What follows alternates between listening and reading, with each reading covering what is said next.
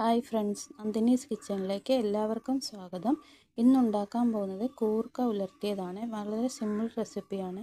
ഒരു കുക്കറിലേക്ക് കഴുകുവാരിയ കൂർക്ക, 2 സവോള, തേങ്ങാക്കൊത്ത്, 1 സ്പൂൺ മുളക് പൊടി, 1 സ്പൂൺ മല്ലിപ്പൊടി, 1/2 സ്പൂൺ കുരുമുളക് പൊടി, 1/2 സ്പൂൺ മഞ്ഞൾപ്പൊടി, ഗരം മസാലപ്പൊടി, ആവശ്യത്തിന് ഉപ്പ്, കുറച്ച് വെള്ളം ഒഴിച്ച് 2 വിസിലടിച്ചാൽ മതി. അപ്പോഴത്തേക്കും കൂർക്ക നന്നായിട്ട് വേകും. വെന്തതിന് ശേഷം ഒരു പാനിലേക്ക് വെളിച്ചെണ്ണ കുറച്ചൊഴിക്കുക. എണ്ണ ചൂടായതിന് ശേഷം കടുകിട്ട് പൊട്ടിച്ചിട്ട് ചെറിയ ഉള്ളി ചെറുതായിട്ട് അരിഞ്ഞതിട്ട് ഒന്ന് മൂപ്പിച്ചെടുക്കുക. അതിൻ്റെ കൂടെ കുറച്ച് കറിവേപ്പിലയും കൂടി ഇട്ട് മൂപ്പിച്ചതിലേക്ക് നമ്മൾ വേവിച്ച് വെച്ചിരിക്കുന്ന കൂർക്ക ഇട്ട് കൊടുക്കുകയാണ്. അത് കുറച്ച് നന്നായിട്ട് വഴന്നതിന് എണ്ണയിൽ കിടന്നൊന്ന് വഴരണം. അത്രയേ ഉള്ളൂ.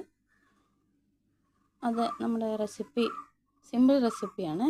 കൂർക്ക ഉലർത്തിയത് റെഡിയായി. വളരെ പെട്ടെന്ന് ചെയ്തെടുക്കാമേ.